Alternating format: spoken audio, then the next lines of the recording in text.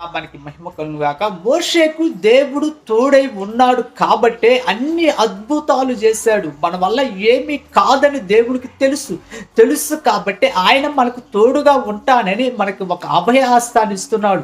మోషేకు దేవుడు తోడై ఉన్నాడు కాబట్టి అన్ని గొప్ప గొప్ప కార్యాలు చేశాడు. ఏ మానవుడు చేయని కార్యాలు చేశాడు. ఐగుప్తు దేశంలో ఇశ్రాయేలు ప్రజలు విడిపించడానికి ఫరో ఎదుట 10 అద్భుతాలు చేశాడు. 10 అద్భుతాలు చేసి ప్రజలను విడిపించి అరణ్య మార్గంలో నడిపిస్తూ ఎర్ర సముద్రాన్ని 2 పాయలుగా చేశాడు. అది ఏ మానవుడు చేయని కార్యములు. అదే రీతిగా ఆకాశం నుంచి మన్నాను కురిపించాడు ప్రజలకు.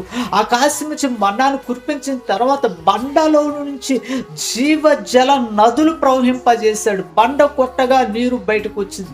ఎన్ని అద్భుతాలు ఎలా చేశారంటే దేవుడు మోషేకి తోడుగా ఉన్నాడు కాబట్టే ఈ